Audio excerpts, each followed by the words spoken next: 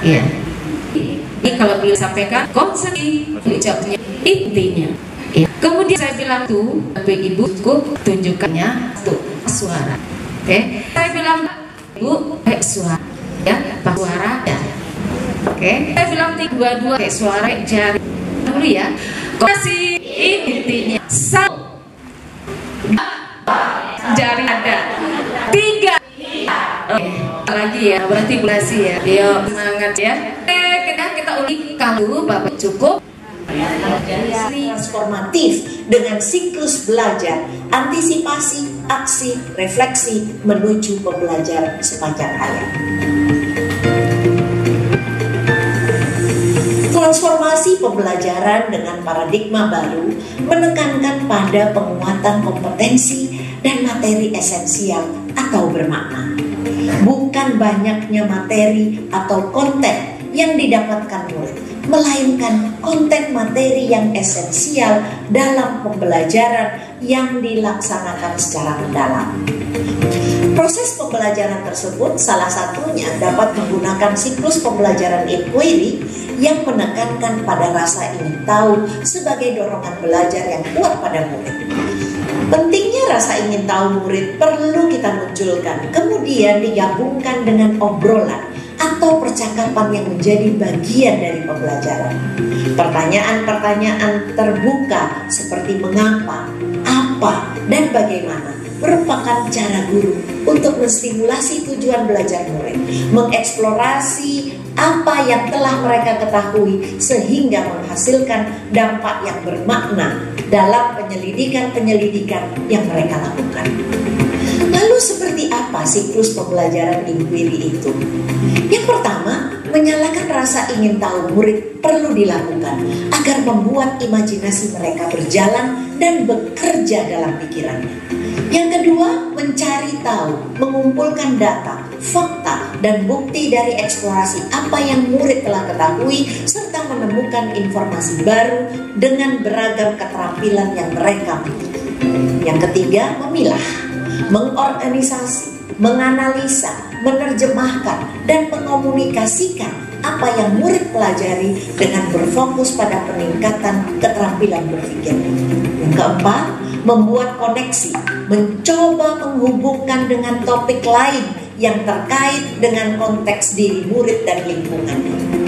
Yang kelima, menyelami, mendalami, mendorong murid mengambil makna atau esensi dari kegiatan belajarnya melalui penyelidikan. Juga murid mendalami atau menyelami rasa ingin tahu lebih jauh dari pertanyaan-pertanyaan yang belum terjawab dalam diri mereka.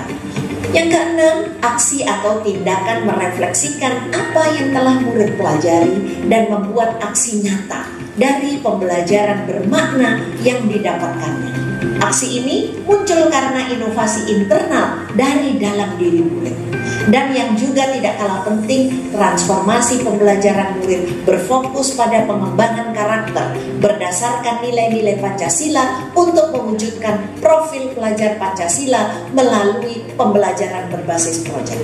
Dengan demikian, diharapkan murid dapat memberikan dampak positif bagi dirinya sendiri dan lingkungannya kelak. Ibu dan Bapak Guru, setelah memahami peran dan fungsi kurikulum, apa yang selanjutnya dapat kita lakukan untuk mewujudkan proses pembelajaran yang berpihak pada murid? Selamat belajar Ibu dan Bapak Guru hebat. Salam dan bahagia. Iya.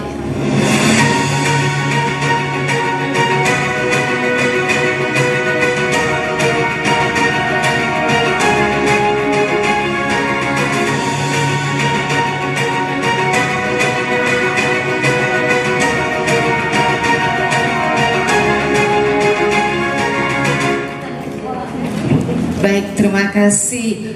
Ya, kemarin kembali lagi ke slide-nya.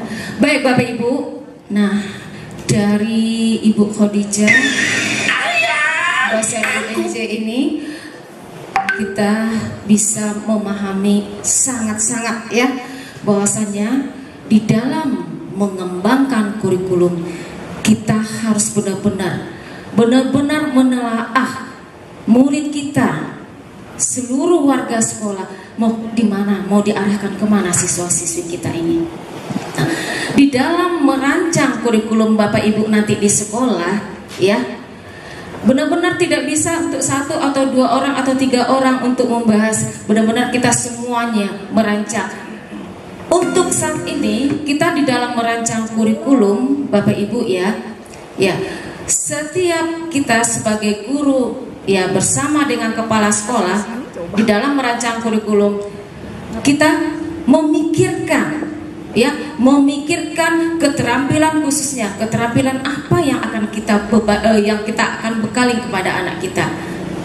Kita selama ini jujur ya, mungkin saya juga di sekolah ya, kita lebih berfokus kepada anak menguasai materi sebanyak-banyaknya, padahal tidak harus seperti itu. Nah, ya, sekarang itu di dalam kita menyiapkan kurikulum nanti, di dalam kurikulum nanti kan di situ semuanya ada visi misi, kemudian kegiatan eskul, kegiatan budaya sekolah, kemudian di dalamnya ada tadi disampaikan kurikulum itu sebagai guru pendidik berguna untuk menjadi panduan kita sebagai guru. Oleh sebab itu di dalam kurikulum nanti ada capaian pembelajaran, ada modul pembelajaran, di dalam modul pembelajaran ada tujuan pembelajaran. Itu semuanya terangkum di dalam sebuah kata kurikulum. Gitu ya Bapak Ibu ya. Nah, oleh sebab itu untuk merancang kurikulum ini teman saya, Ibu Kepala Sekolah, ini perlu waktu nantinya ya, tidak bisa selesai 1 jam 2 jam.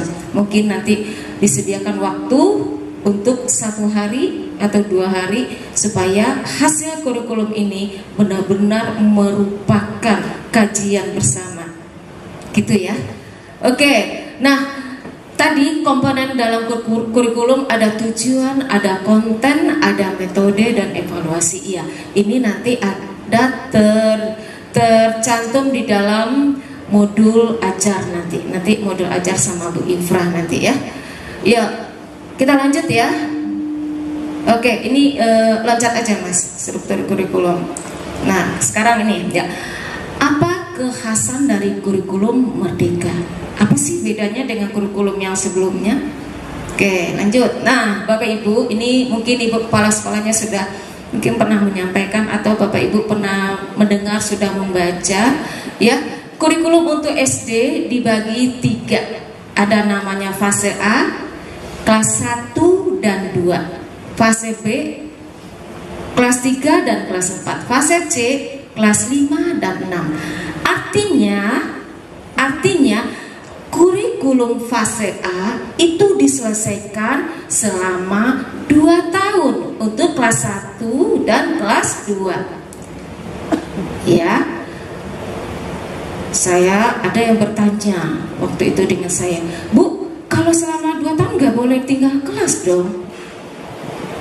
Ya, di dalam kurikulum Merdeka memang tidak ada yang tinggal kelas. Artinya materi atau capaian pembelajaran yang ada di fase A 1 dan 2 itu harus dituntaskan selama 2 tahun. Itu ya Bapak Ibu. Bu, nggak bisa baca Ibu. Nah, begini, murid kita di kelas ada 32. Yang nggak bisa baca ada 3 orang. Yang bisa baca ada berapa orang? 29. Berarti kerjaan Ibu enteng dong. Yang akan dituntaskan adalah yang 3 orang. Yang 3 orang, Bu, gimana caranya orang nggak bisa baca? Nah, di situ letak kreativitas Ibu, keikhlasan Ibu membimbing yang 3. Tapi jujur, kita selama ini yang kita lihat adalah anak-anak kita yang 29, yang 3 itu terabaikan.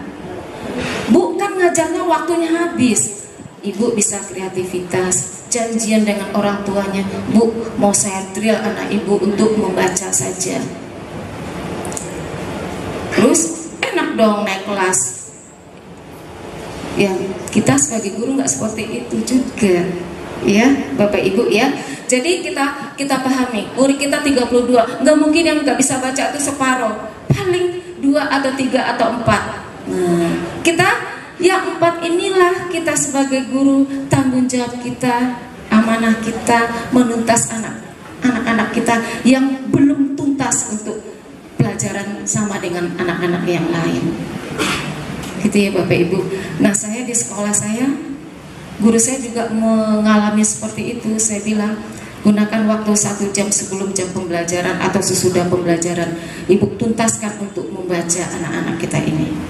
Oke, di kelas 2 nanti kita teruskan lagi. Kecuali di saat pembelajaran kelas 1, kelas 2 atau 3, 4-nya anaknya nggak masuk 3 bulan karena ada enakan PJJ ya Bu ya. Pas masuk PH di saat penilaian harian atau di saat pas nggak masuk, ya itu lain lagi ceritanya. Itu bisa kita melalui rapat sekolah bersama kepala sekolah. Gitu ya Bapak Ibu. Ini khasnya di kurikulum Merdeka seperti ini. Oke, ya lanjut Pak. Nah, sekarang alokasi jam pelajaran pada struktur kurikulum ditulis secara total dalam 1 tahun. Nah, artinya dalam 1 tahun tersedia ya jam pelajaran. Satuan pendidikan tinggal mengatur jam pelajaran yang tersedia dalam 1 tahun. Siapa yang mengatur? Tentunya guru kelas. Ya, kalau guru kelasnya paralel itu lebih enak lagi. Apakah diberi kebebasan guru kelas mengatur? Iya.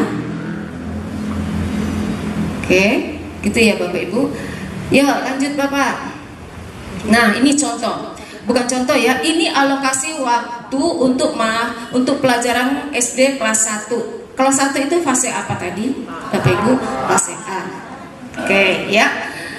K13, tabel K13. Sebelahnya kurikulum penggerak. Dulu kita penggerak namanya ya, penggerak prototip, kemudian Merdeka ya. Contoh, saya lihat contoh yang di bawah. Kalau agama sudah ya. Kemudian PPKN. Ya, kita lihat yang penggerak ya atau Merdeka ya. Itu jumlah 1 tahunnya itu 144 jam pelajaran selama 1 tahun. Kemudian 36 jam ya selama 1 tahun. Artinya selama 1 tahun ada waktu untuk PPKN itu adalah 180. Berikut bahasa Indonesia 216, diambil 72. Ini 72 diambil untuk apa ya? Untuk proyek. Ya, pembelajaran proyek. Oke. Kemudian IPAS, gabungan dari ilmu pengetahuan alam dan ilmu pengetahuan sosial. Tapi untuk fase A tidak ada. Oke ya, kosong. Kemudian pilihan minimal SPDP minimal 1. Kalau sekolah memutuskan sanggup 2 silakan, tapi minimal 1 bisa. Kemudian PJOK 108 jam. Kemudian 36 jamnya itu untuk proyek. Kemudian muatan lokal. Nah, di sini belum muncul ya, Bapak Ibu, ada bahasa Inggris. Bahasa Inggris untuk sekolah Merdeka Belajar itu sudah menjadi mapel. Ya, Bapak Ibu ya. Bahasa Inggris sudah menjadi mata pelajaran. Ya, sudah menjadi mata pelajaran. Ibu kepala sekolah ada pesan buku Merdeka mengajar? Udah ya? Udah sampai sekolah ada bahasa Inggris ya? Nah, bahasa Inggris itu mapel bukan mulok. Yang muloknya ya PLBJ gitu ya Bapak Ibu. Ini ada perubahan. Kalau dulu bahasa Inggrisnya mulok ya, bahasa Inggris yang berbasis PLBJ yang disampaikan berbahasa Inggris gitu ya Bapak Ibu ya. Tapi kurikulum Merdeka itu sudah mapel Ibu. Oke, nah coba kita lihat. Dalam 1 tahun 828 itu semua mapel. Nah, oh iya, ciri khas dari kurikulum Merdeka ini kita nggak tematik lagi ya Bapak Ibu ya. Sudah berdiri sendiri pembelajarannya, mata pelajaran. Ya. Terus ada yang bilang, ya kembali lagi seperti yang dulu. Ya. Iya betul Ibu, enak malahan. Benar nggak Ibu? Tematik, tapi menerangkan pelajaran mapel. Lupa terkadang, padahal harus menerangkan. Ayo anak-anak, hari ini kita belajar tema lingkungan hidup. Itu udah lupa belajar tema lingkungan hidup. Terkadang hari ini kita belajar bahasa Indonesia ya nak. Tuh. Tetapi di rapot itu inputnya mapel. Bingung ya. Sekarang kebingungan dari Bapak Ibu sudah diluruskan oleh Mas Menteri ya. Kembali ke mapel, lebih fokus ya gitu ya Bapak Ibu. Nah itu ya, lebih fokus. Guru-guru saya, guru-guru penggerak, kepala sekolah penggerak, guru-gurunya malah senang. Enak mapel, kita fokus. Kelihatan itu capaian pelajarannya di mana, tujuan pembelajarannya di mana, kelihatan fokus. Ini kalau tema, cari lagi kadeknya, cari indikator yang sama, gitu ya. Oke, jadi kita ada terang benderang ya, fase dan mapel. Kemudian Bapak Ibu, waktu jumlah jam pelajaran kan diambil tadi ya, ada 36, ada yang 72 untuk bahasa Indonesia paling banyak. Itu terkumpul semuanya 252 jam pelajaran. Itu untuk apa? Untuk proyek profil pelajar Pancasila. Proyeknya apa? Kenapa proyek? Proyek penguatan profil pelajar Pancasila. Nah, proyek ini harus kita lakukan, nanti ada temanya. Ya. Jadi Bapak Ibu, yang 252 kalau kita bagi setahun, kita kurangin 2 bulan ya. Kalau penilaian akhir semester 1 itu Desember ya. Jadi Desember itu nggak full, tinggal 5 bulan. Kemudian semester 2 Juni nggak full, keluarin ya. Ini teknisnya ya, teknisnya yang biasa kami lakukan dalam menyusun kurikulum. Jadi tinggal 10 bulan. Yang 252 bisa kita bagi 10 bulan aja, tidak di project ya. Mampelin apa? Setiap pelajaran ya, capai pelajarannya yang kira-kira jadi kamu project sih Bapak Ibu. Apa sih project? Yang kegiatan bisa menghasilkan hasil produk, kinerja, performa itu ya Bapak. Biasa kalau proyeknya lebih hasil produk. Tuh, sini bisa Ibu, kita ada si jawab, kita tanya, kita lanjut. Konsentrasi. 1. Kembali nggak Bapak Ibu? Alhamdulillah. Alhamdulillahirabbil alamin. Baik Bapak Ibu, selamat pagi Bapak Ibu. Pagi. Luar biasa, tambah ya. Bu Yeti kok pagi sih Bu Yeti menjelang siang? Walaupun siang semangatnya pagi. Yuk lagi. Selamat pagi Bapak Ibu. Pagi. Luar biasa. Oke, baik Bapak Ibu. Sesuai dengan apa yang disampaikan oleh Ibu MC kita yang sangat ceria, yang semangat kalau memandu acara, luar biasa karena pengalaman Ibu sudah lama menjadi kepala sekolah ya Bu ya. Baik Bapak Ibu, yang akan saya sampaikan pada siang ini yaitu tentang asesmen. Sebelum asesmen, yuk kita goyang-goyang lagi yang snack tadi yang sudah masuk, biar kita jadikan energi kita. Boleh berdiri Bapak Ibu? Oke, silakan. Yuk Bapak, kita senam Bapak.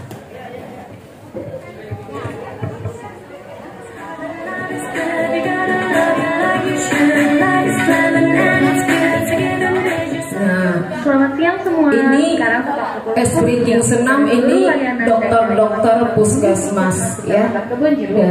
Dokternya sangat semangat karena apa? Ternyata kita perlu breaking itu perlu dimanapun tempat kita bekerja supaya kita makin semangat dan kita membuat kita energi baru lagi. Bu Ibra masih kuat untuk goyang-goyang?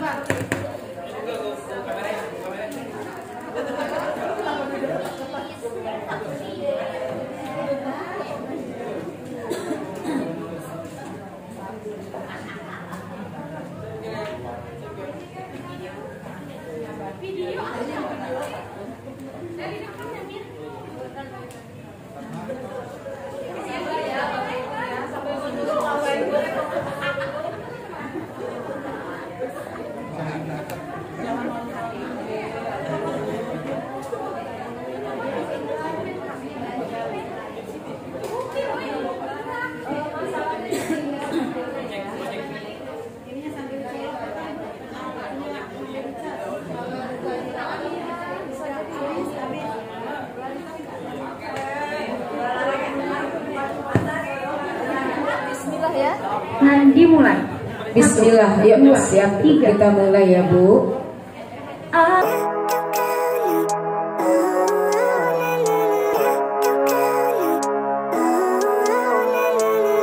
Living life, every day, late at night, not okay.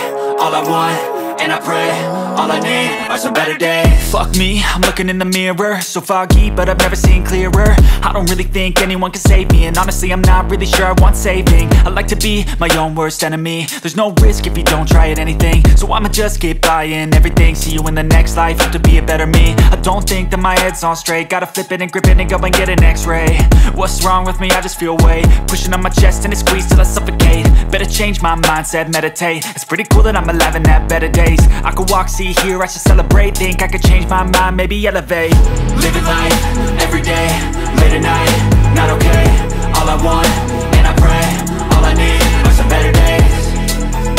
Yeah, all I need are some better days. Cause all I want, and I pray, I believe in the better days. I'm kinda stuck between a rock and a hard place. Do I work hard or live at my pace? You're only young once, yeah that's all great, but I also want a future where I'm okay. Living life is doing lots of cocaine. Wait no, it's living with no shame. Wait no, it's sleeping in on Sundays. I guess it's different for each of us and that's okay.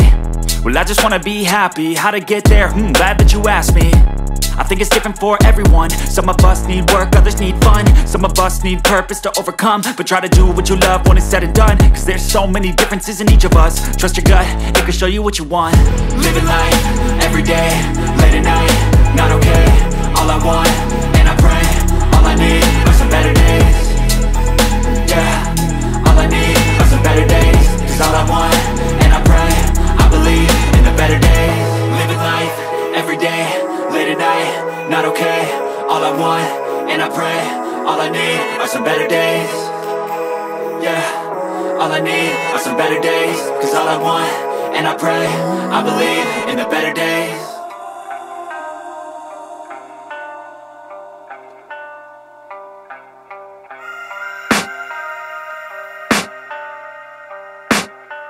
I can hear the demons call when they do what they do. And now I feel like taking off, find a place with a view. The pain is never gonna stop if it's controlling you. I know that time can heal it all, I just gotta get through. I just gotta get through, I just gotta get through. Cause I feel like taking off, find a place with a view. The pain is never gonna stop if it's controlling you. I know that time can heal it all, I just gotta get through. Sometimes I feel like like all is lost, but I know it's not true. I wanna put up all my walls cause I'm not in the mood, but then I cut myself off from the rest of the room. I know that time can heal it all if you're patient, and soon it can all be worth it, all the searching. Pain is never really permanent, but damn it hurts, man. I could feel all of the turbulence and it's concerning. I've been searching for a purpose, I hope it's worth it. This society is really trying me. Ain't no hide and seek, I hide to be far from anxiety. I need my space, I need my privacy. I need some silence, please, you're all too loud. You don't speak quietly, opinions violently thrown across every surface. It makes me nervous. Is the world honestly burning? That's all I'm learning. Hope that we can make a turn and start reversing all our minds and put the work in. We got some work, man.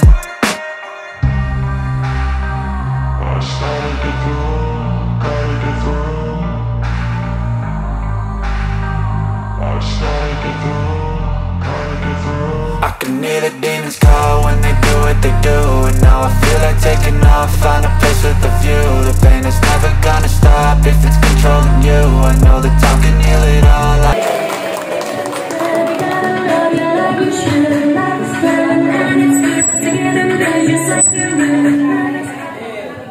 Buat masuk ke kampus ternama. Ya, terima kasih Bapak Ibu. Bagaimana rasanya? Wah, energinya beda. Peredaran darah kita jadi lancar, gitu ya Bapak Ibu. Jadi kita di sekolah juga seperti itu, supaya anak tidak bosan, ya. Menandakan anak kita bosan, baru duduk, Bu izin, datang lagi izin. Sekali-sekali Bapak Ibu keluar deh, ngeliat kemana kira-kira anak kita. Ternyata anak kita tempat istirahatnya di kamar mandi, di WC, tempat hiburannya. Kesian kan anak kita kan Bapak Ibu. Nah, oleh sebab itu, untuk paradigma baru nanti, kurikulum Merdeka Mengajar, ayo kita lakukan ice breaking di dalam kelas. Syukur-syukur fasilitas setiap kelas ada ya Pak ya. Ada sound. Oh nggak punya, pakai laptop, belilah speaker yang kecil-kecil gitu ya. Nah, supaya pembelajaran kita menjadi semangat gitu ya. Baik, Mas itu loh, kok Mas, PPT-nya yang jangan ini. Bukan, keluar aja, keluar ini. Nah, keluar lagi. Coba, nah asesmen itu. Oke. Coba lihat ke bawah dulu. Oke, udah kenal. Udah, yuk. Baik, saya mengajak Bapak Ibu untuk bermain. Saya menunjuk atau yang berani salah satu ibu atau bapak memberikan tebakan kepada teman-teman semuanya. Ya, silakan siapa yang mau memberikan tebak-tebakan kepada teman-temannya. Bapak Ibu tugasnya, ya, tugasnya satu, simpan benda yang akan Ibu berikan tebak-tebakan kepada teman-temannya. Satu aja. Kemudian silakan semuanya menebak apa yang disimpan oleh salah satu guru.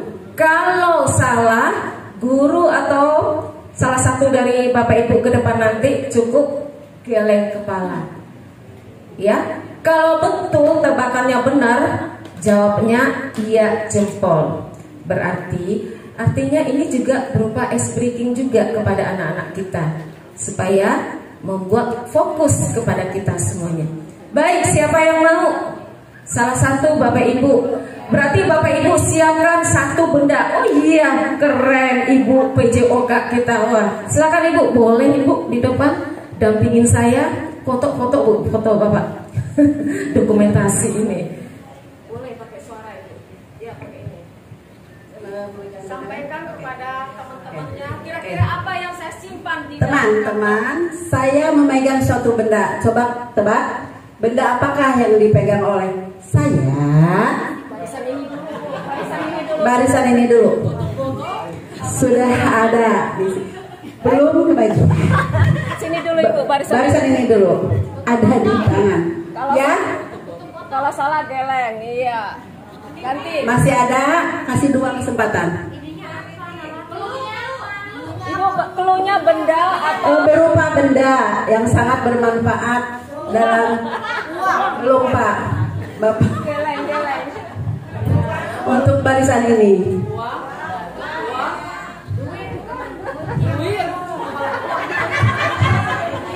Barisan ini. Manis sekali wajahnya. Barisan ini.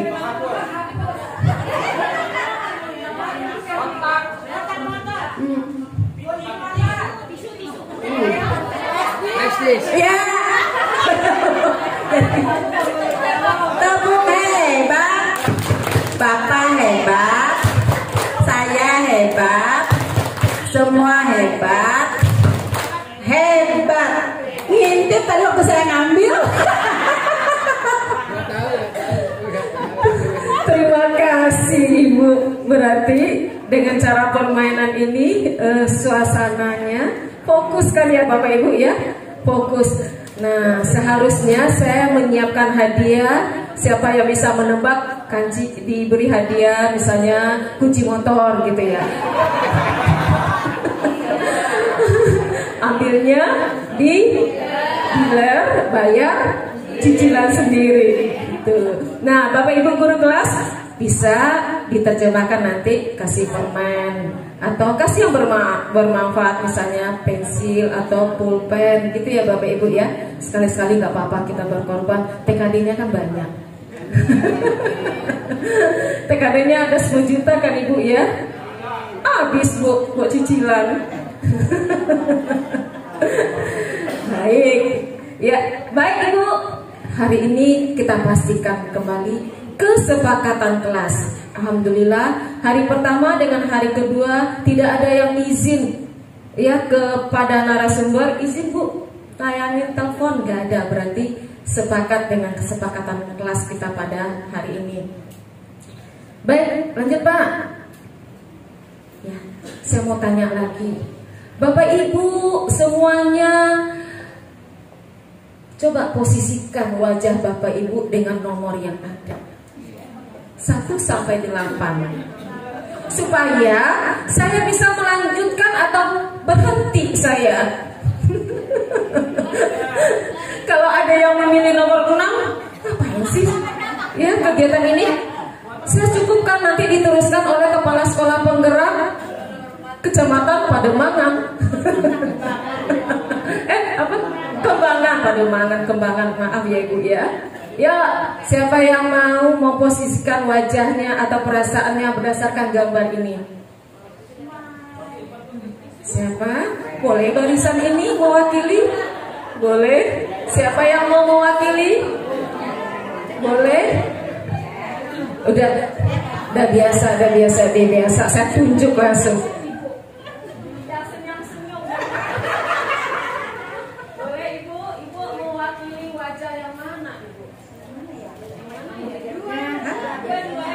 Nomor 2. Senang. Bisa dapat ilmu baru. Ibu Suyatmi.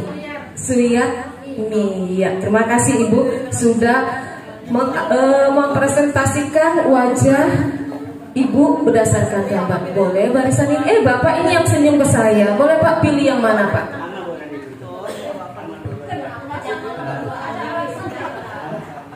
Alasan saya nomor 2 itu sama dengan Ibu, senyumnya manis.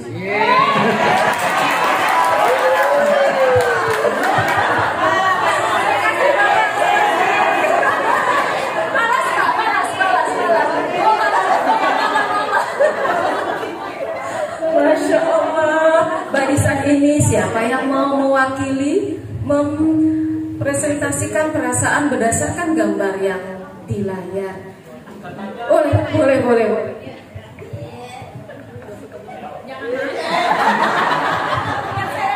Ya, saya lagi memperhatikan Ibu, Bu.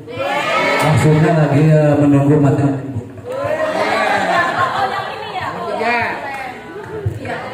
keren ya, membuat saya dikduk. Kenapa Bapak itu nunggu lama sekali Bu Yeti? Ayo asesmen cepat Bu Yeti. Makasih ya Pak. Barisan ini ada yang mewakili? Siapa ya? Bapak 2, sekarang Ibu 1 deh. Ibu di depan. Ibu pasti senyum karena matanya tinggal segaris, pasti lagi senyum.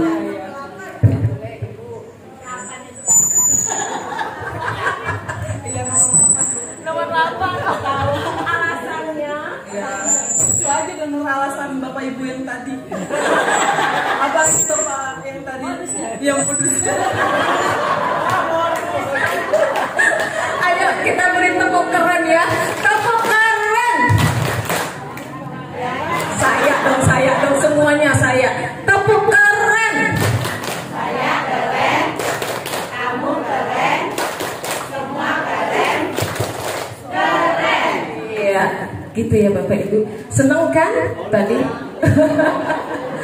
Pak, rumah saya jauh Pak, susah datangnya. Gak apa-apa, penuh tantangan sih Bapak. Oke, lanjut.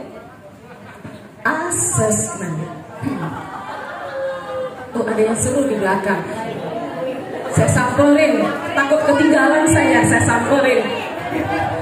Saya senang ini. Di belakang banyak yang cakep, Ibu, Bapak Ibu.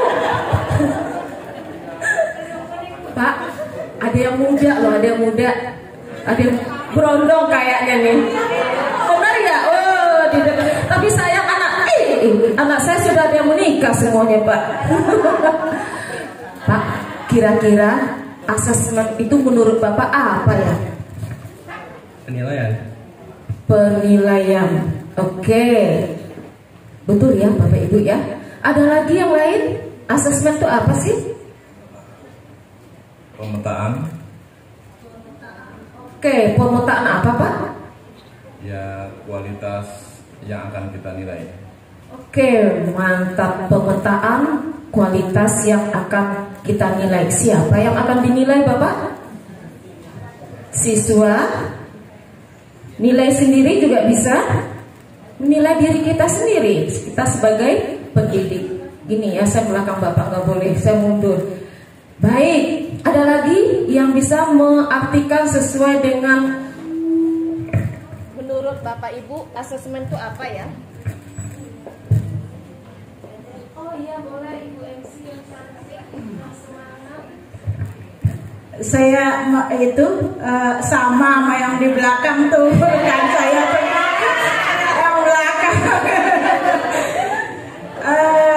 Suatu usaha yang dilakukan untuk memperoleh informasi data yang kita inginkan. Apa yang kita akan nilai tergantung nanti apa yang akan mau dinilai.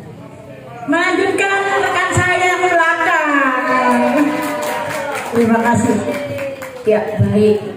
Apa yang Bapak Ibu sampaikan tadi betul semuanya. Jadi asesmen itu kita memperoleh data anak. Data apa? Kemampuan anak, prestasi anak. Betul Bapak Ibu? Oke, baik, kita lanjut. Nah, ini ilmu aja ya. Terkadang di saat saya di tempat yang lain, kenapa sih harus ada pemerhati pendidikan atau ahli? Nah, ini sebagai ilmu aja buat kita ya. Nah, kata si Asaf Hombi itu asesmen itu menentukan nilai dan jumlah. Tuh, itu katanya si Mas Hombi, Mas ya. Kemudian ada grup asesmen, katanya untuk menilai unjuk kerja individu dan kelompok. Kemudian menurut Mas Robert, nah ini lebih panjang lagi, ya. Penilaian yang komprehensif melibatkan semuanya tim anggota, kemudian untuk mengetahui kelemahan, kekuatan, keputusannya untuk apa? Untuk supaya kita sebagai pendidik bisa menentukan layanan pendidikan yang dibutuhkan anak, ya, untuk menyusun rencana pembelajaran berikutnya atau pembelajaran yang harus kita ubah. Gitu ya kata para peneliti. Lanjut Mas, gak usah kita bahas siapa tuh Mas Robert, saya juga nggak tahu Ibu. Oke, nah ini asesmen itu Bapak Ibu mengacu kepada kegiatan yang digunakan oleh pendidik dan peserta didik untuk mendorong, membentuk, mengukur pembelajaran. Katanya grup Mas Black and William. Benar semuanya.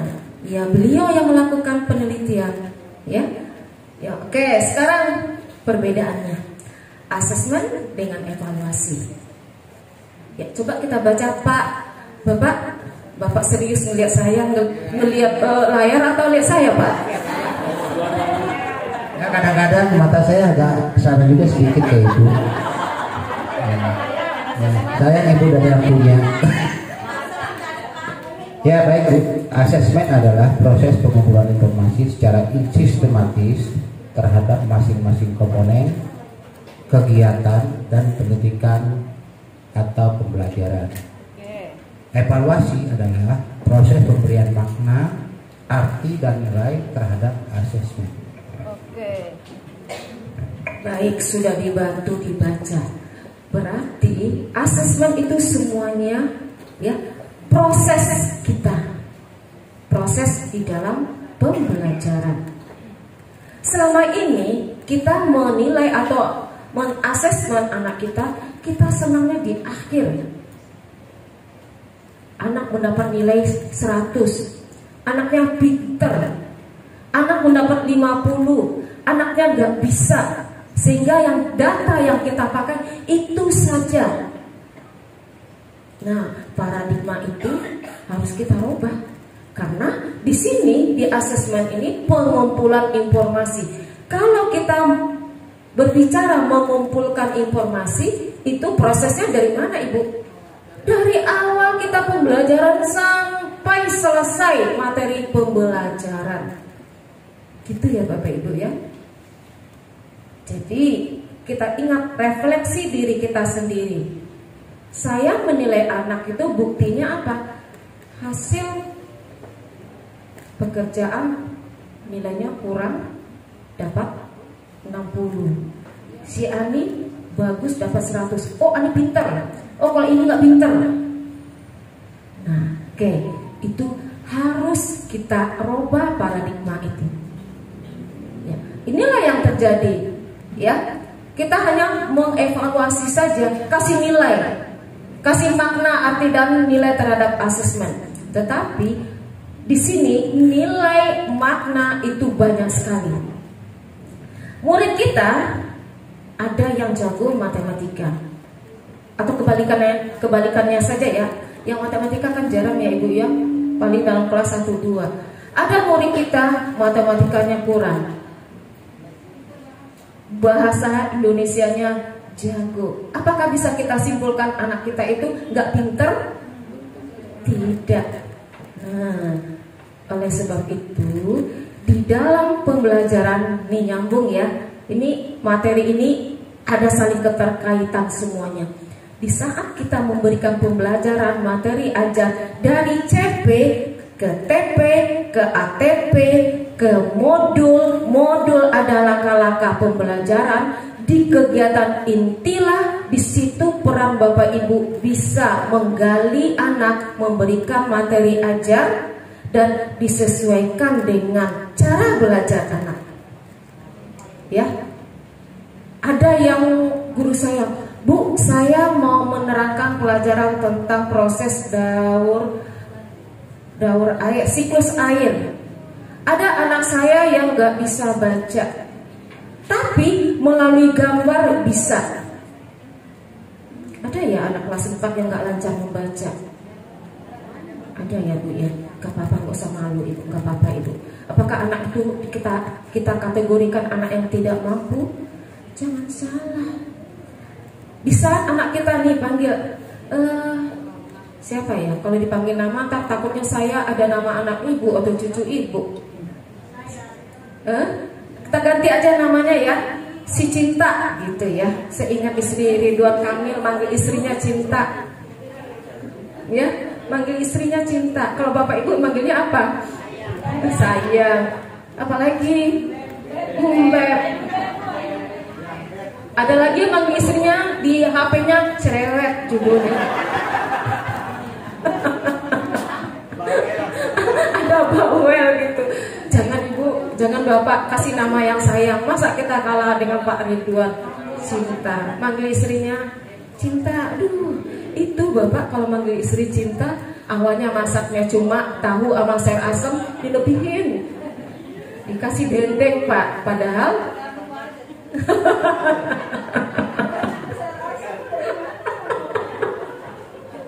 budget bisa diatur ibu. Jadi gitu ya bapak ibu. Sampai di mana tadi ya? Saya sampai lupa. Sampai sayur asam. Jadi artinya anak kita yang tadi yang tidak lancar membaca, di saat kita tayangkan dengan gambar, coba namanya Cinta, sini Cinta, disuruh baca kan nggak bisa. Cinta bisa nggak? Ceritakan apa yang Cinta lihat. Bisa, luar biasa. Coba dengan anak yang bisa menulis, belum tentu berurutan sesuai dengan apa yang diceritakan si Cinta. Apakah anak tersebut kita kategorikan anak nggak bisa baca, nilainya minim?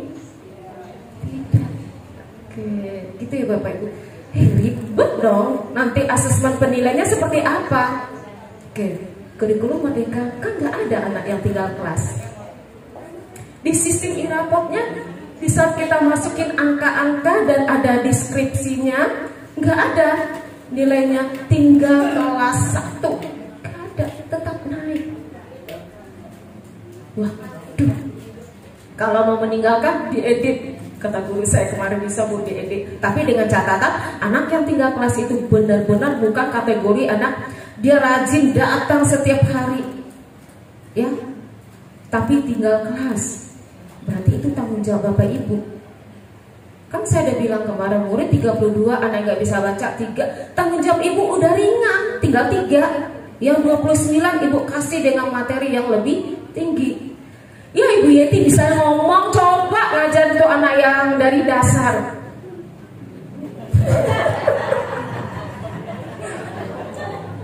Iya Pak, saya dulu mengajar kepala sekolah, dulu ngasih saya jadi guru kelas 1 6 tahun.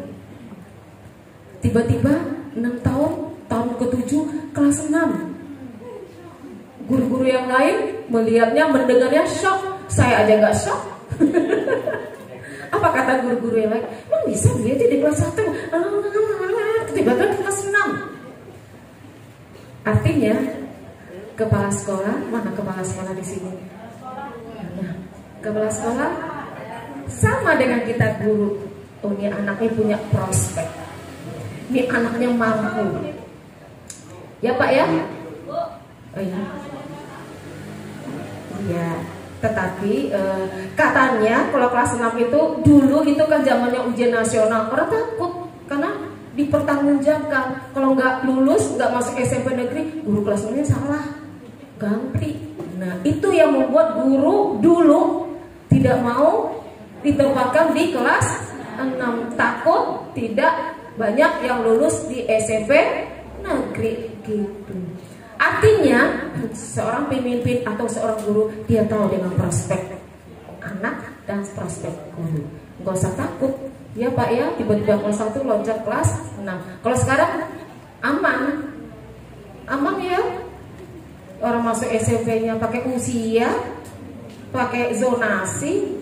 Yang penting Bapak Ibu sebagai guru membekalin anak dengan materi, dengan karakter. Ujung-ujungnya pendidikan kita, ujung-ujungnya anak berkarakter, 6 dimensi profil belajar Pancasila yang diinkludkan masuk ke dalam mata pelajaran.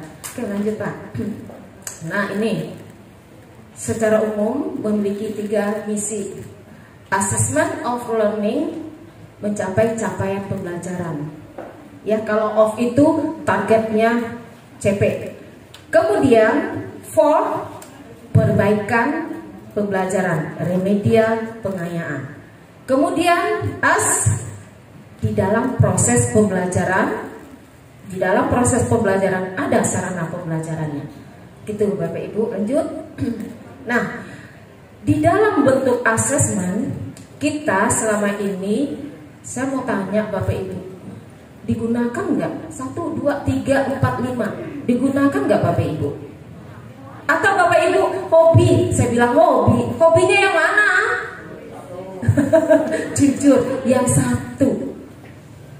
Benar.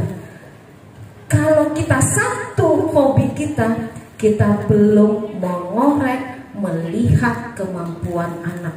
Yang tadi yang saya sampaikan, anak gak bisa matematika, dia bisa bahasa Indonesia dengan menceritakan, itu bentuk penilaian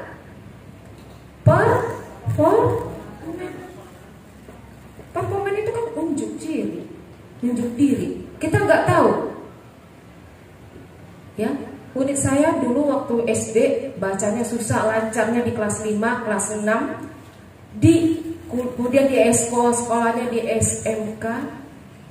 Saya suruh datang ke sekolah, apa yang kamu pelajari di SMK?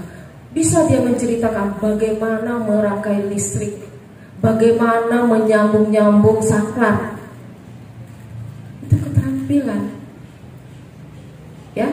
Karena kan nyombongi Bapak Ibu, dulu saya pakai performan, ya. Karena kalau kita tertulis, kita gunakan hanya satu, nanti numpuk koreksian. Saking numpuk bawa ke kantor, teman sebelah marah, nih koreksian siapa ini? Saking sibuknya, koreksian berikutnya datang lagi, PKN, bahasa, udah nggak terkejar. Yang terkejar hanya PKN misalnya. Kemudian anak, Bu, buku latihan bahasa aku mana? Nak, pakai aja buku yang lain dulu. Atau hilang karena keselip saking banyak. Nah, sekali-sekali kita menggunakan ini, enak kan? Bu, nilainya gimana? Nanti lanjut. Nah, ini jenis asesmen ya. Asesmen itu ada namanya formatif, ada sumatif, ada antar teman. Nah, ini yang formatif dulu ya. Asesmen formatif itu biasa kita lakukan dengan penilaian harian, ya, PH ya, benar ya Bu ya, PH ya, UH kalau dulu UH ya, sekarang PH. Gunanya apa? Di saat kita melakukan penilaian harian, di situ ada perbaikan. Anak yang pintar kita bisa kasih pengayaan, anak yang kurang kita kasih remedial. Kemudian penilaian diri dan penilaian antar teman. Ada ini asesmennya Bapak Ibu. Penilaian diri dan penilaian antar teman. Pernah nggak Bapak Ibu lakukan? Pernah. Siapa yang pernah? Boleh sharing sama saya? Penilaian diri dulu. Apa yang Bapak Ibu lakukan? Ada yang mau menyampaikan? Penilaian diri sendiri dinilai. Bagaimana bentuknya Bapak Ibu? Ada yang tahu? Pak, boleh Pak? Daripada Bapak ngomong sendiri, mendingan rame-rame didengar Pak. Cara berpakaian. Oh boleh, itu pelajaran diri sendiri, bahasa Indonesia kelas 1 kali ya Pak. Tema diri sendiri ya Pak ya. Boleh, cara berpakaian. Saya sudah berpakaian rapi, lengkap. Sepatu saya bersih, baju saya rapi, digosok, rambut saya wangi, dikeramas. Penilaian diri di saat pelajaran tema diri sendiri. Ada yang lain? Di saat sampai pembelajaran Bapak Ibu sudah sampaikan kepada siswa. Nih Bapak Ibu udah selesai nih ngajar nih. Bapak Ibu mau menggunakan penilaian diri. Baik Pak, coba Pak. Sudah benarkah saya memberikan materi pelajaran kepada anak didik saya?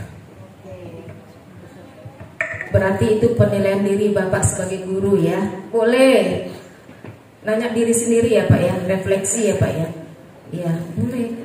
refleksi tawadu. Sudah nerangin benar nggak sih saya? Oke, boleh. Terima kasih ya Pak. Sekarang penilaian diri sendiri sebagai peserta didik, sebagai murid. Bapak Ibu nih udah selesai nih mengajar nih, menyampaikan materi tentang bangun datar misalnya. Kemudian Bapak Ibu ingin mendidik anak-anaknya, bisa nggak kalian menilai diri kalian sendiri? Nah, kira-kira Bapak Ibu caranya bagaimana?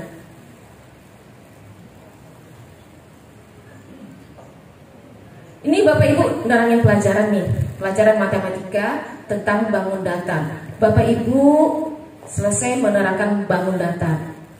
Belum ada bentuk asesmen nih Bapak Ibu berikan ya.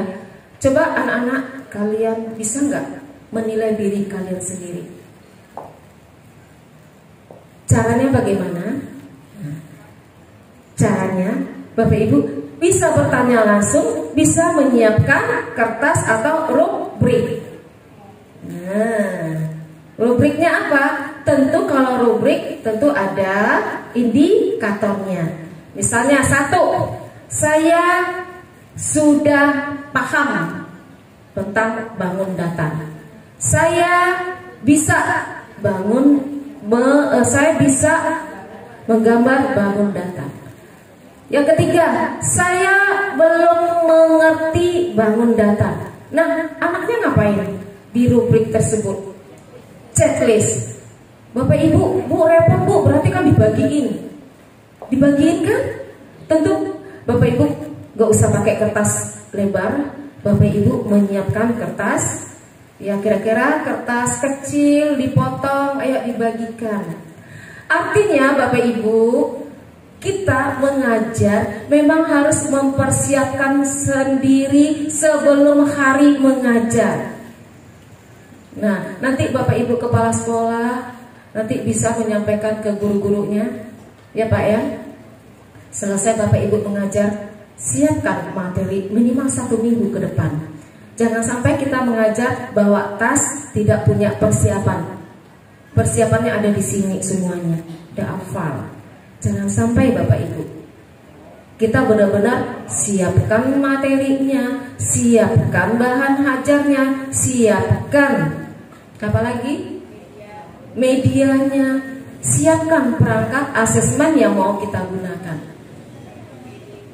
Siapkan LKPD-nya, lembar kerja. Pelan-pelan Bu, kurikulum merdeka ngapain nih ribut? Repot enggak Ibu, pelan-pelan.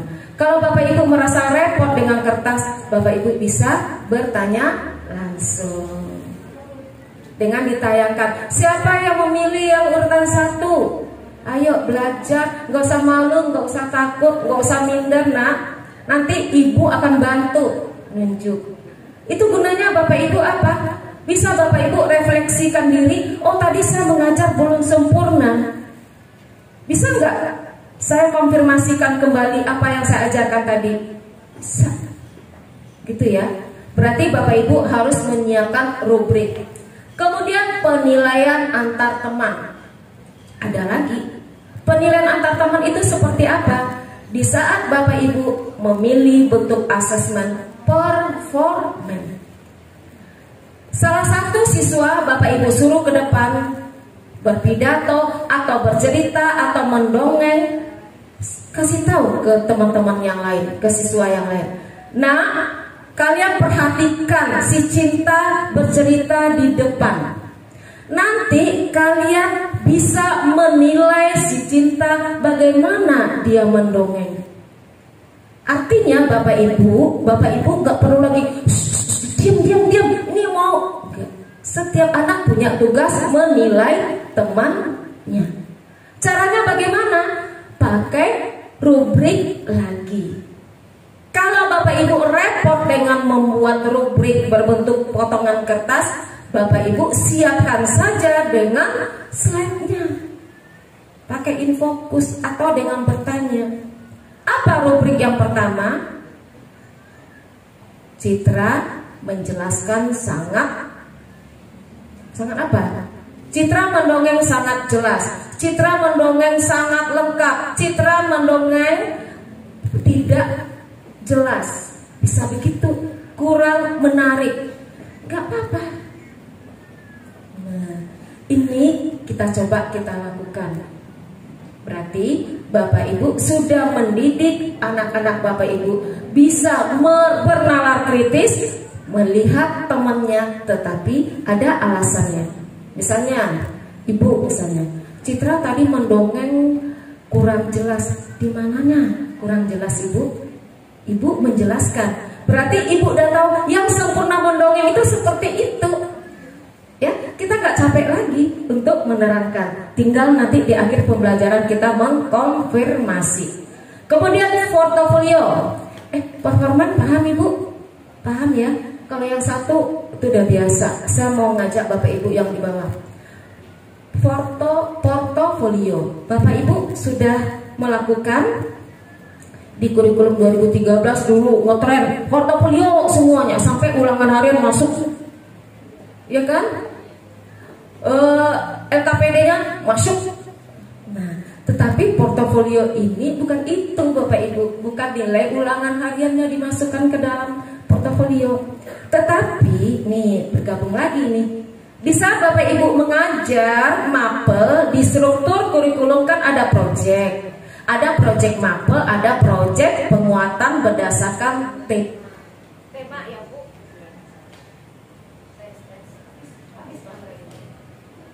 Oke. Di struktur kurikulum ada waktu untuk project. Ya, diambil setiap JP-nya diambil setiap mata pelajaran.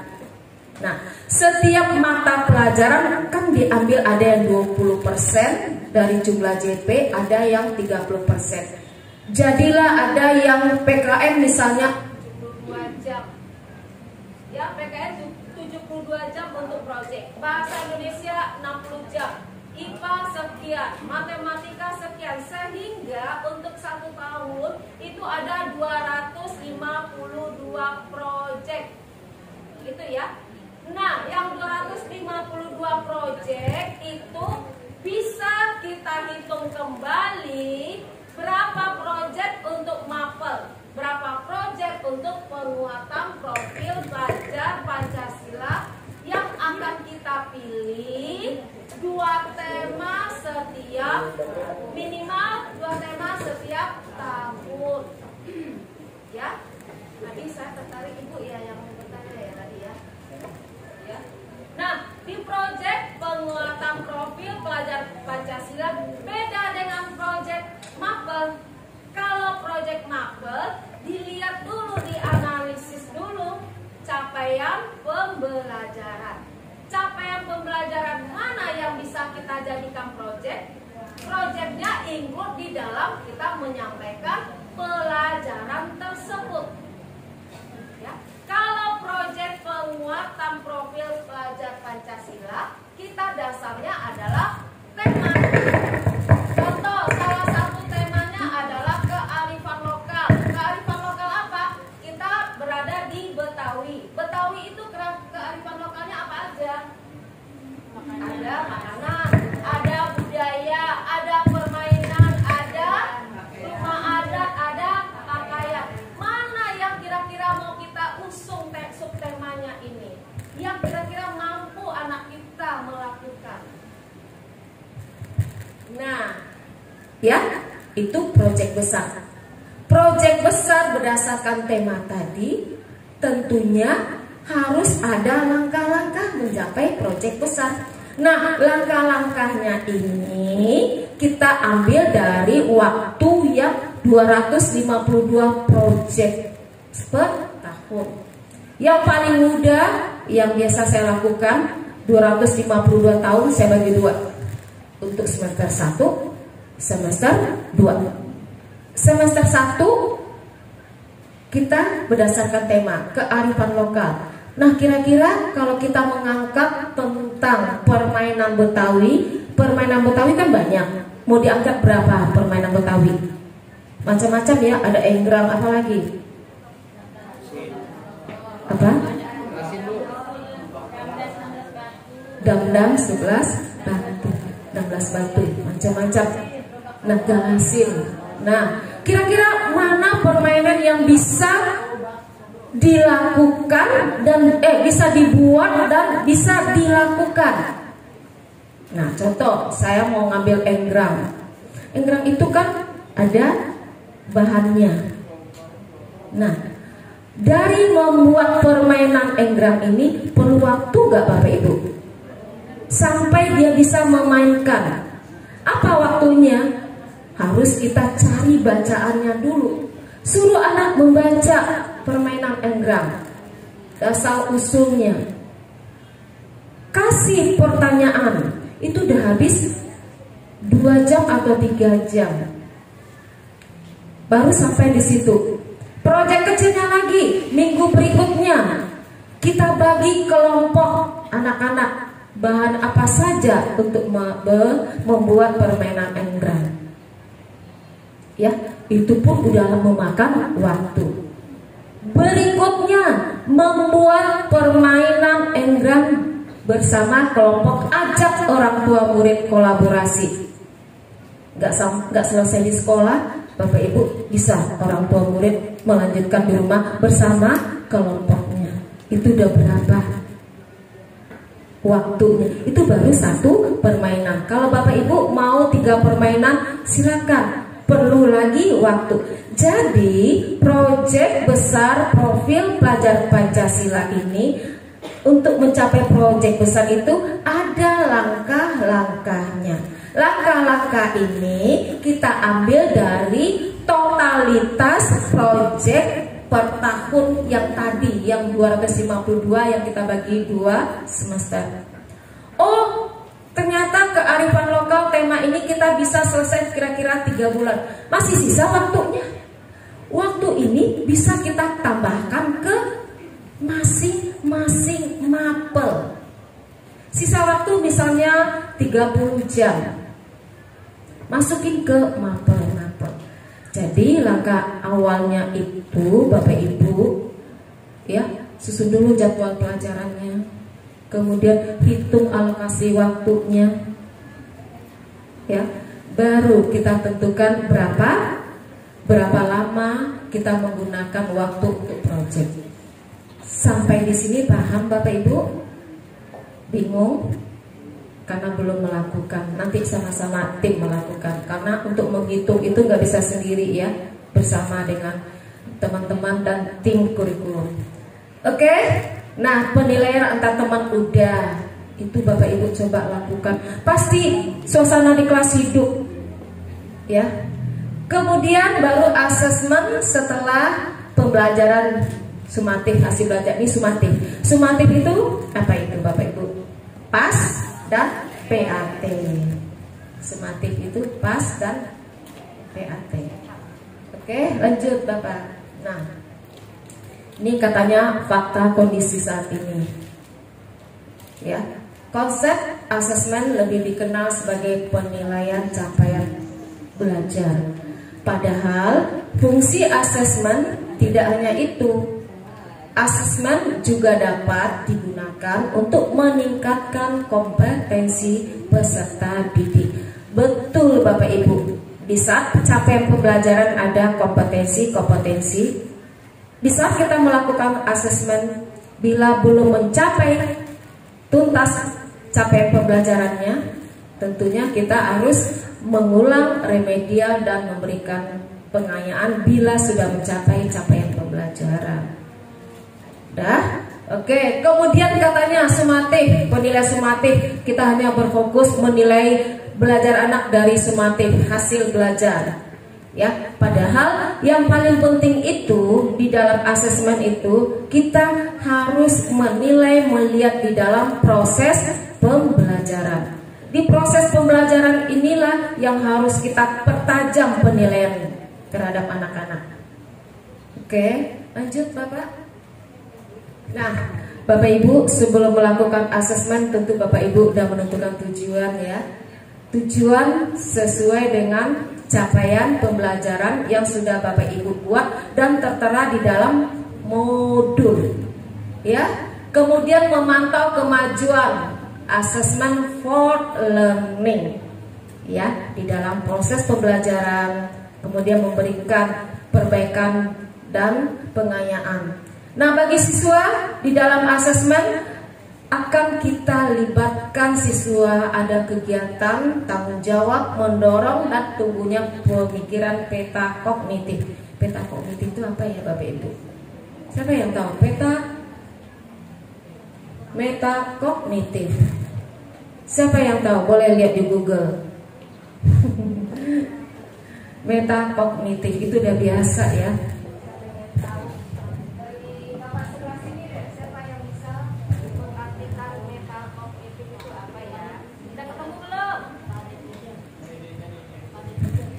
Metakognitif adalah kemampuan apa Bapak Ibu?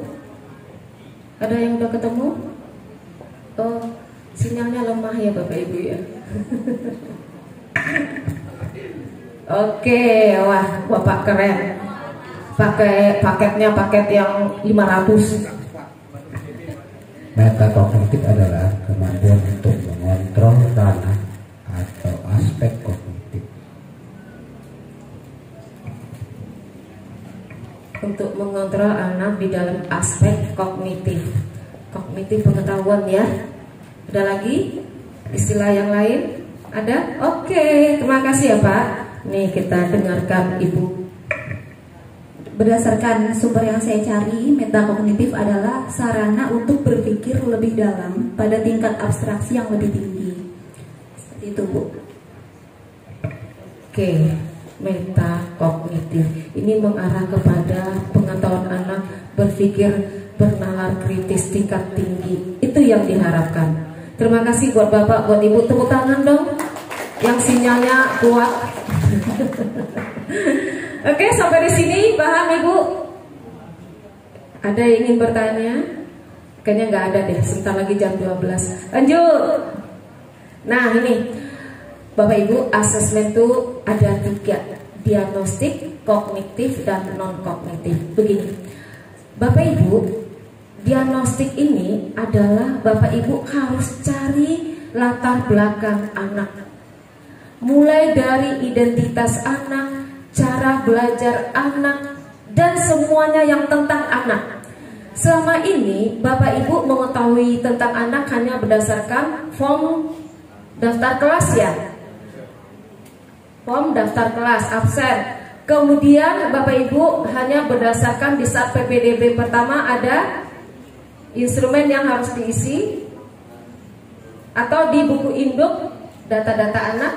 Nah, untuk di kurikulum Merdeka diharapkan Bapak Ibu memiliki data anak sebanyak-banyaknya. Boleh Bapak Ibu cari data anak di samping ini ya, nama ayah, nama ibu, nama wali, tempat tinggal, tanggal lahir udah pasti ya, kemudian berat badan, tinggi badan, penyakit yang pernah diderita. Ada kan begitu Ibu ya? Oh, vaksin apa yang sudah dilakukan. Nah, Bapak Ibu itu baru data standar.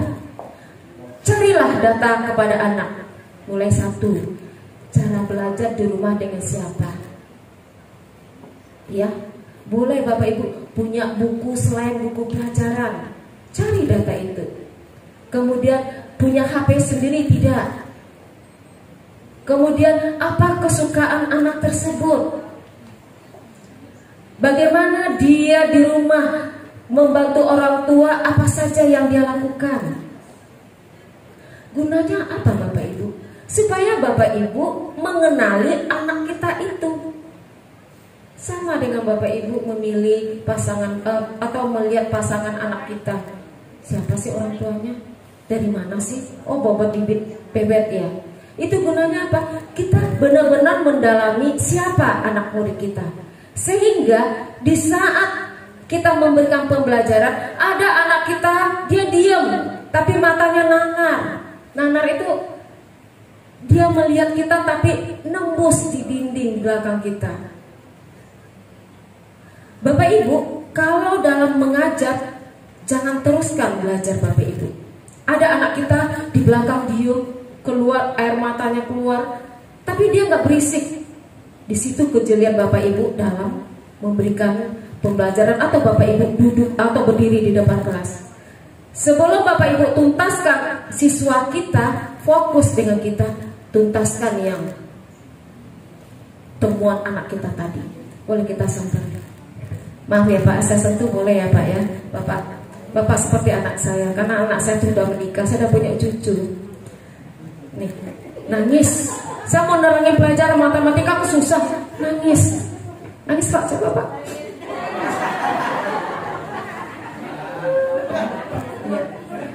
Halo, sayang, cinta kenapa?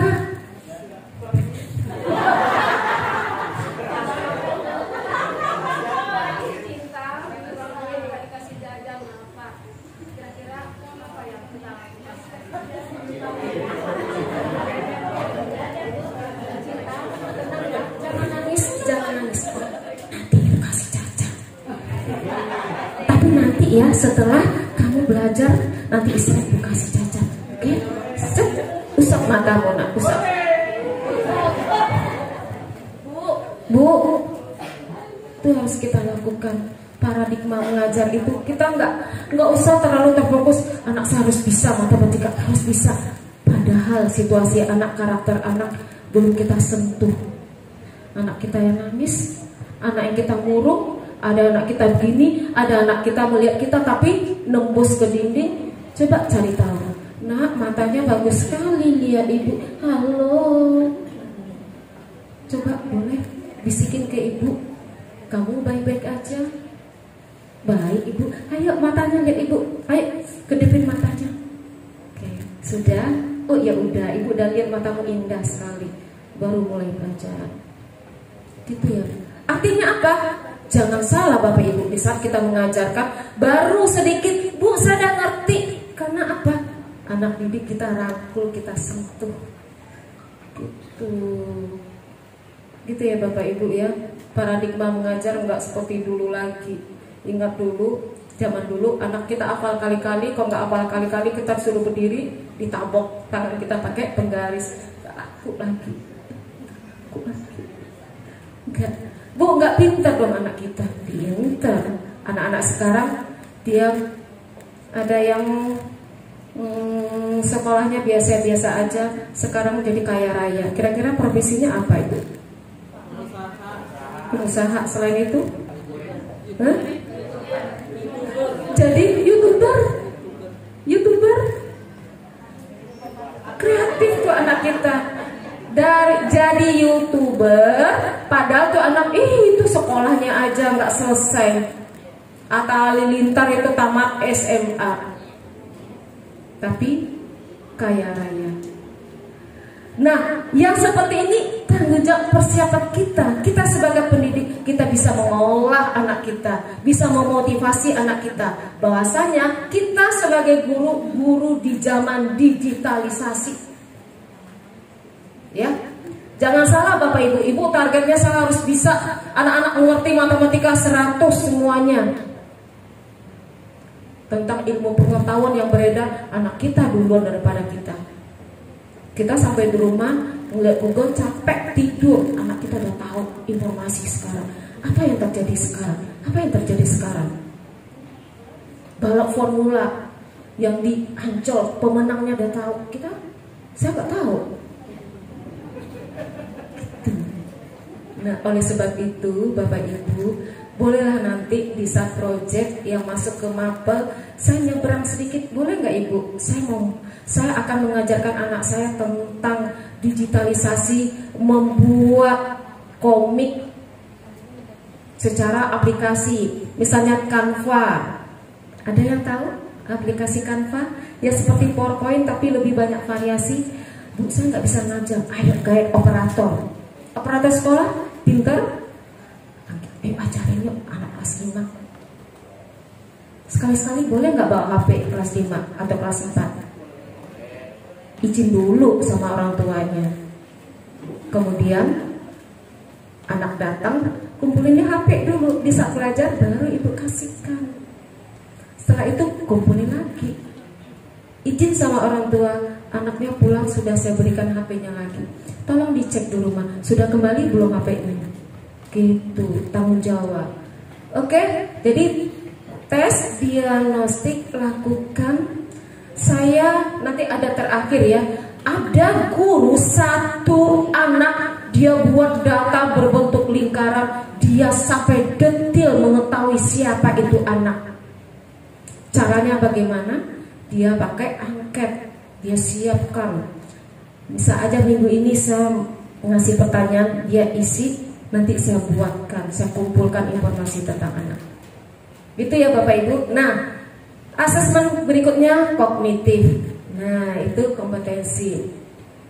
Ya, pemberian materi peserta didik, pengembangan peserta didik melalui remedial dan pengayaan. Kemudian ada lagi asesmen menilai non kognitif. Nah, ini untuk mengetahui kesejahteraan psikis peserta didik, kondisi keluarga, mendeteksi kesiapan pelajar peserta didik. Nah, itu semuanya data-data ini Bapak Ibu harus punyai, gitu ya. Halo, sekolah penggerak. Halo Pak. Oke, baik, kita ulangi lagi. Sekolah penggerak. Oke, tepuk hebat. Oh boleh, yuk lagi. Tepuk hebat.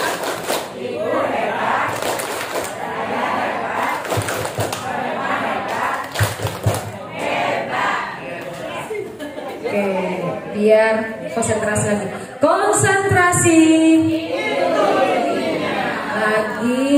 Konsentrasi. Satu.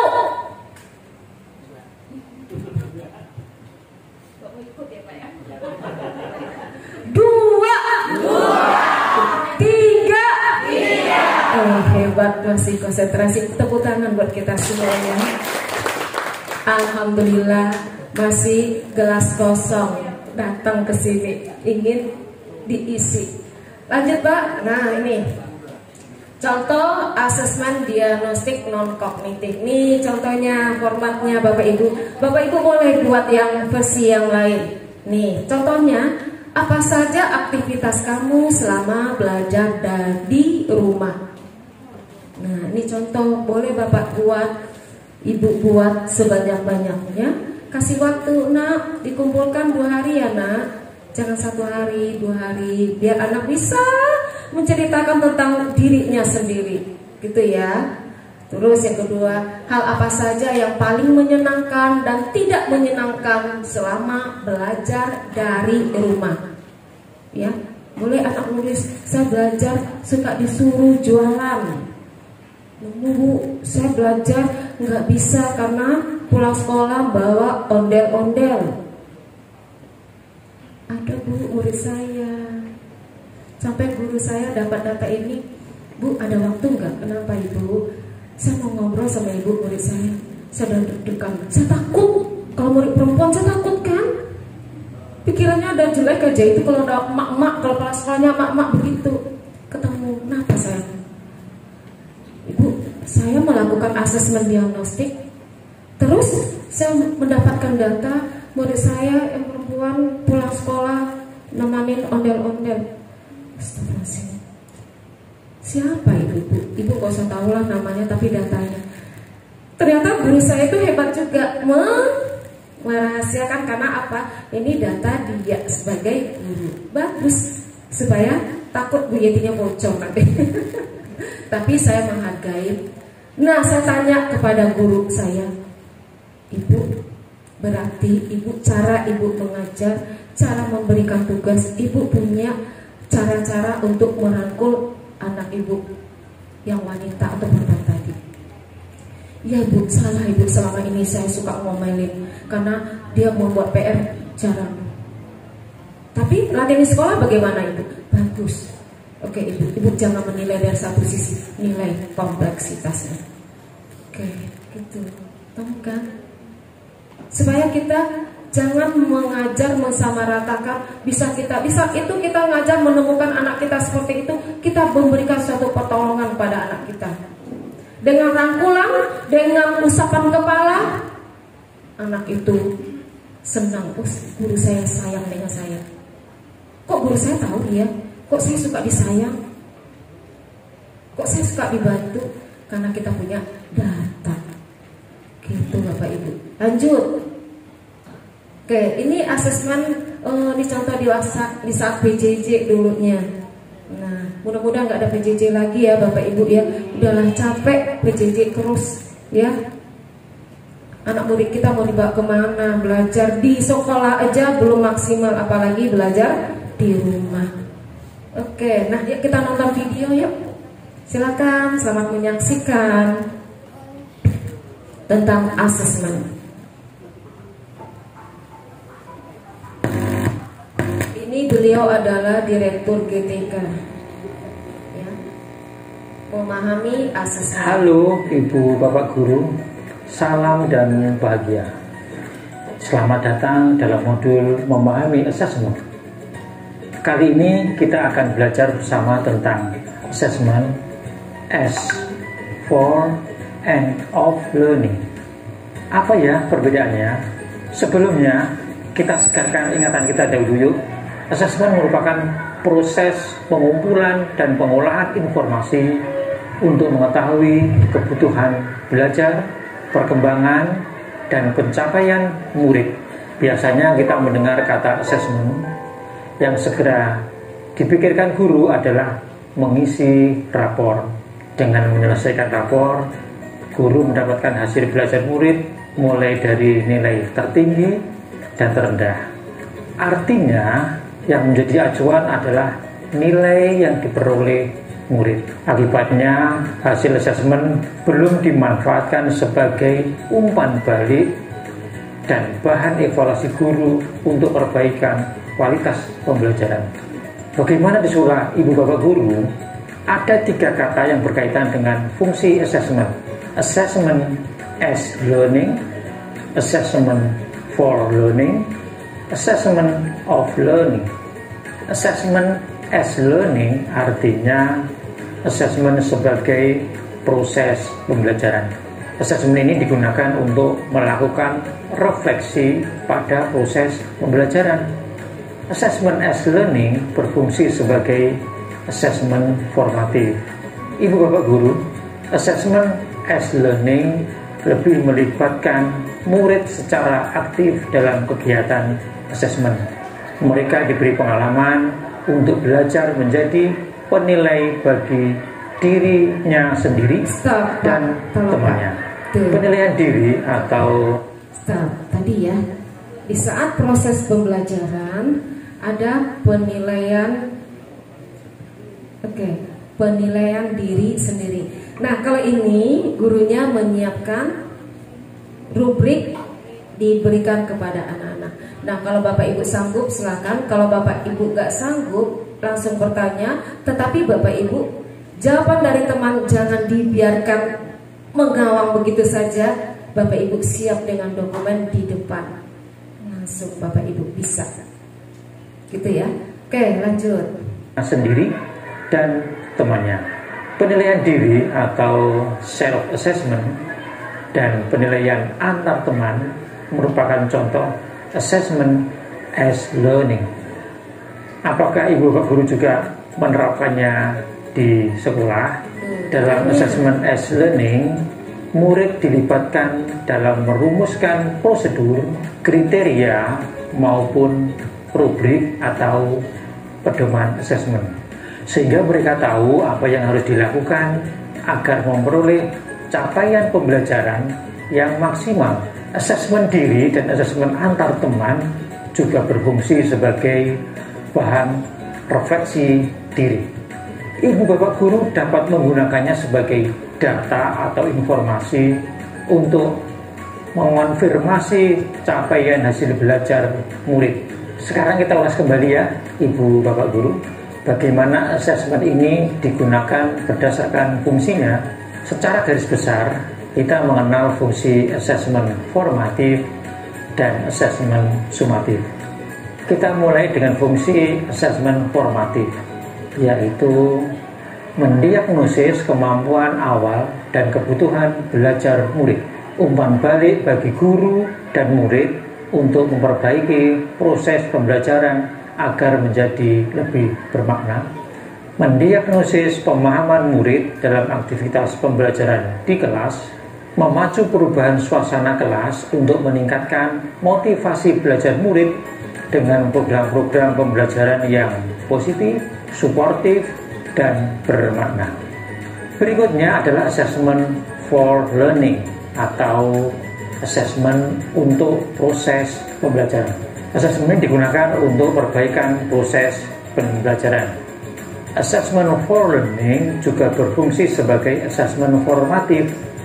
Assessment S dan for learning ini berfungsi sebagai assessment formatif karena berorientasi pada proses pembelajaran agar murid mendapatkan umpan balik dari guru dalam melakukan perbaikan. Pada saat yang sama, guru juga mendapatkan umpan balik untuk memperbaiki cara mengajar atau memfasilitasi. Bapak Ibu, di saat Bapak Ibu mengajar di dalam proses pembelajaran, di situ Bapak Ibu tadi disampaikan bahwasanya ada penilaian diri, penilaian antar teman, refleksi diri kita. Apakah kita dalam mengajar proses pembelajaran tadi ada yang kurang sempurna? Di situ kita lakukan penguatan, ya, penguatan, kemudian bisa kita mengulang kembali. Gitu ya Bapak Ibu ya. Ya, lanjut Pak. Pembelajaran. Yang terakhir adalah assessment of learning atau assessment pada akhir proses pembelajaran. Assessment ini digunakan untuk evaluasi pada akhir proses pembelajaran. Assessment of learning ini berfungsi sebagai assessment sumatif. Sekarang kita beranjak ke assessment sumatif. Assessment ini bisa diberikan pada akhir lingkup materi atau akhir semester. Fungsi assessment sumatif ini Oke ya, sampai di situ ya. Jadi sudah paham Bapak Ibu assessment formatif dan sumatif. Formatif dalam proses pembelajaran dan nanti ada penilaian hariannya. Kemudian sumatif biasanya kita lakukan di akhir beberapa mata pembelajaran, jadikan di saat kita PAS dan PAT. Ya, kita selesaikan video slide berikutnya Pak. Adalah mengetahui pencapaian slide berikutnya. Nah, oke, ya kita lanjut ya. Bapak Ibu, tentu Bapak Ibu akan ada nggak ingin bertanya, Bu? Cara mengumpulkan penilaiannya seperti apa? Oke, Bapak Ibu kan ada asesmen formatif di proses pembelajaran, ya, ada penilaian harian. Nah, untuk mengumpulkan dokumen ini memang formatnya tidak ada yang baku di kurikulum Merdeka. Kalau di kurikulum 2013, kepala sekolah baik hati belikan administrasi komplit satu bundel, ada daftar nilai. Benar ya Bapak Ibu kepala sekolah ya? Benar. Nah, di kurikulum Merdeka ini Bapak Ibu boleh merancang untuk mengumpulkan nilai tertulis, nilai sikap, dan nilai keterampilan. Kalau performan kan unjuk kerja masuknya ke format keterampilan. Kalau Bapak Ibu ingin melihat nilai secara tertulis, Bapak Ibu menggunakan format penilaian tertulis. Nah, formatnya ini Bapak Ibu silakan mendesain sendiri bersama kelompok. Misalnya, format penilaian untuk mengetahui capaian pembelajaran. Tentunya Bapak Ibu akan menyiapkan ya format. Di semester 1 matematika berapa TP? Gitu ya, berapa tujuan pembelajaran? Tujuan pembelajaran kan dari CP. Biasanya 1 tahun itu ada 13 tujuan pembelajaran. Nah, karena kita buku sudah ada ya kurikulum Merdeka kelas 1 kelas 4. Nah, di buku itu sudah dibantu Bapak Ibu. Nah, ini semester 1 TP-nya ini, semester 2 TP-nya ini di buku yang nanti Bapak Ibu bisa lihat. Nah, formatnya nilai tertulis ini, nilai harian ini Bapak Ibu bisa TP-nya ada 5 misalnya ya. Tentunya Bapak Ibu buat TP1, TP2, TP3 sampai seterusnya. Kemudian rata-rata TP, kemudian nanti nilai PTS sama nilai PAS dan PAT untuk satu mata pelajaran. Nah, itu dulu pahami. Kemudian untuk nilai sikap di dalam modul kita masuk ke profil pelajar Pancasila. Nah, misalnya di saat di modul yang Bapak Ibu buat, dimensi profil pelajar Pancasilanya apa misalnya? Misalnya belajar matematika, Ibu membuat indikator apa? Kreatif. Dan dimensi kreatif dan dimensi bernalar kritis. Nah, formatnya Ibu buat. Kreatifnya apa? Dimensi yang akan Ibu buat, indikator apa yang akan Ibu buat, itu dibuat. Nah, setelah itu di saat pembelajaran yang karakter bisa Ibu lihat anak-anak dalam mengerjakan proyek atau mengerjakan latihan yang Bapak Ibu berikan. Ya, nanti ada contohnya. Nah, ini Bapak Ibu di kurikulum Merdeka kelas 1, kelas 4 ini bentuk rapotnya. Ini saya ambil cuplikan rapot kelas Merdeka ya, kelas 1 dengan kelas 4. Nah, isian rapot ini berdasarkan dari format nilai tertulis, nilai PH, nilai proses yang Bapak Ibu kumpulkan selama 1 semester. Bu, seperti apa ini rapotnya? Gak usah bingung Bapak Ibu ya. Yang penting Bapak Ibu punya data nilai anak. Kalau sudah punya data nilai anak, di sistem e-rapot Bapak Ibu akan dituntun masukin nilainya.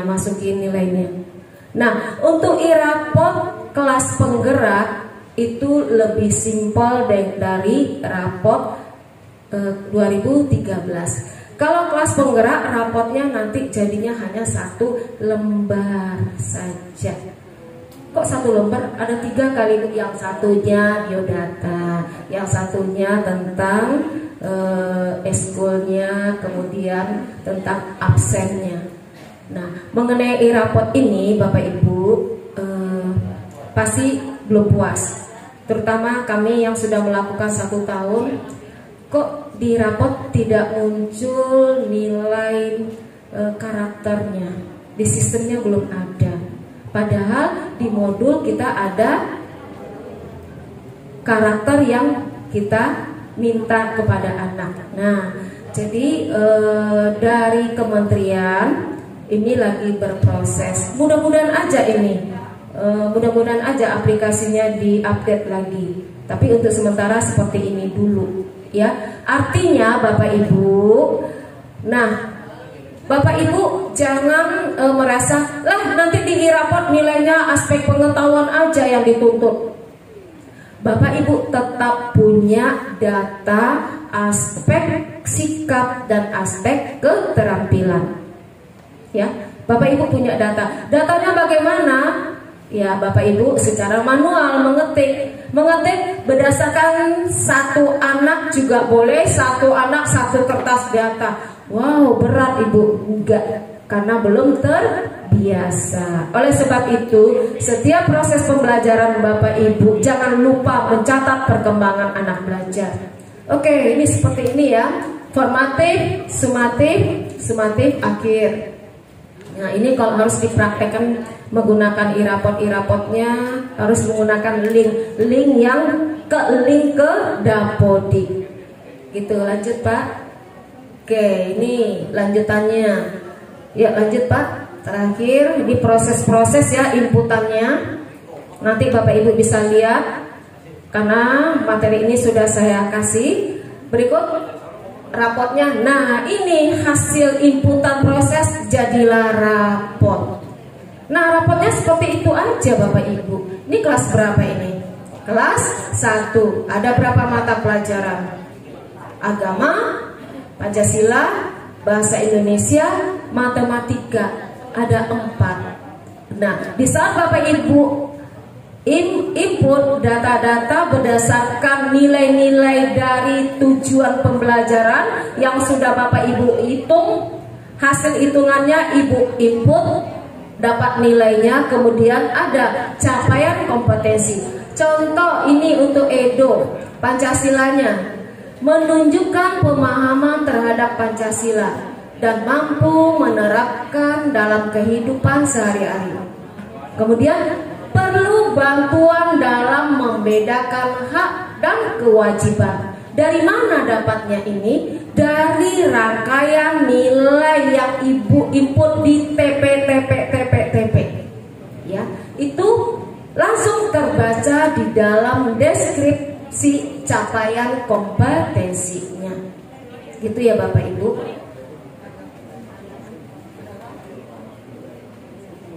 Iya, ini agamanya belum ada. Ini di saat menginput belum selesai ini. Oke ya, oke. Lanjut Pak, habis lanjut. Nggak usah diklik Pak. Nah lanjut. Nah ini contohnya, contoh Bapak Ibu gurunya ingin tahu keingintahuan pada seorang anak, dia bisa membuat peta buat lingkaran seperti ini. Kalau menurut saya ini gurunya dahsyat, hebat, bisa terkumpul. Saya aja membacanya matanya sampai kecil, gak bisa membaca ini. Dia contoh yang di tengah-tengah nama anaknya Fasya ya itu ya. Nah si Fasa itu dia uraikan, dia tahu tentang si Fasa. Satu anak Bapak Ibu, keren. Gurunya bisa mengetahui seorang anak dengan data banyak. Ini kalau dihitung ada 50, ada 60 data anak. Satu orang anak. Berarti kalau Bapak Ibu mencoba membuat lingkaran seperti ini, berarti Bapak Ibu punya 32 anak. Keren kan Ibu? Nah, ayo Pak, coba saya kasih contoh format Pak. Format. Nah ini visi pendidikan Indonesia ya Bapak Ibu. Akhir dari semua pembelajaran, harapannya anak kita memiliki karakter Pancasila, beriman, bertakwa kepada Tuhan Yang Maha Esa dan berakhlak mulia, mandiri, bernalar kritis, kreatif, gotong royong, berkebinekaan global. Itu akhir dari pendidikan. Apakah bisa dihasilkan dalam 1 tahun?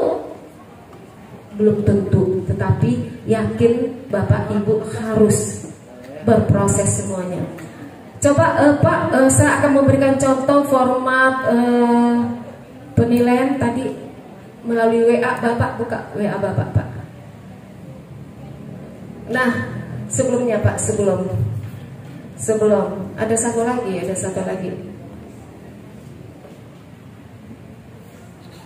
Melalui WA Bapak tadi. Oke. Nah, ini instrumen penilaian.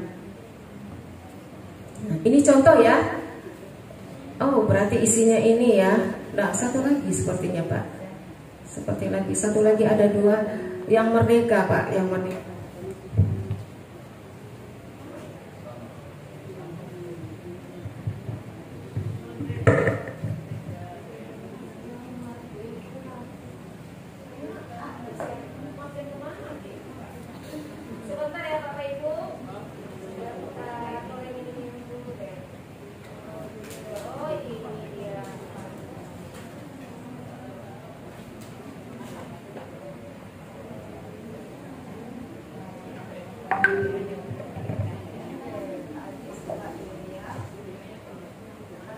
Pak Ajis bisa berbagi ya. Nah, oke. Ya, waktunya jam 12. Oke, nih contoh tadi informatif ya. TP1, saya maunya PH-nya 3 kali. TP 2 maunya 3 kali. Ini fleksibel, tergantung kemampuan atau kesiapan Bapak Ibu untuk menyiapkan format atau menyiapkan soal-soal untuk pelatihan sesuai dengan TP-nya. Oke, ini contoh satu, kemudian nanti ada contoh-contoh yang lain. Nah, bagaimana dengan aspek sikap? Nah, aspek sikap ini Bapak Ibu bisa membuat misalnya dimensi berketuhanan Yang Maha Esa. Indikatornya apa? Misalnya satu, bertemu dengan guru mengucapkan salam. Terus yang kedua, rajin beribadah. Yang ketiga, apalagi? Nah, itu silakan Bapak Ibu desain sesuai dengan dimensi. Kan tadi Ibu Ifra ada sampaikan setiap dimensi ada indikatornya, gitu ya Bapak Ibu. Nah, ini silakan desain kembali sendiri-sendiri bersama sekolahnya. Baik Bapak Ibu, tadi saya sudah dibisikin oleh Ibu MC, Bu waktunya habis Bu, sudah jam 12:05. Saya rasa sepertinya tidak ada yang bertanya karena sudah waktunya pas. Kalau ada yang bertanya nanti boleh melalui japri. Baik Bapak Ibu, cukup ya? Cukup? Baik, atas nama saya sebagai yang diundang oleh Bapak Ibu Kepala Sekolah Angkatan 2, saya mengucapkan terima kasih. Kemudian tadi mau bikin pantun, ternyata saking semangatnya lupa pantunnya dibaca. Ya, pantun yang umum aja deh. Kalau ada jarum patah, sambung Bu. Tunggu dulu. Kalau saya baca pantun Bapak Ibu, tadi Pak catatnya, ya disambung. Kalau ada jarum yang patah,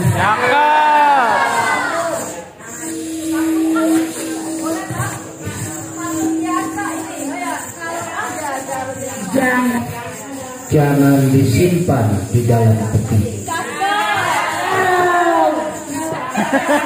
Kalau ada umur panjang. Kalau ada saya bawa.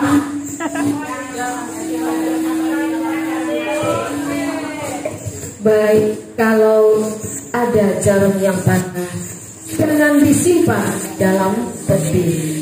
Kalau yang salah,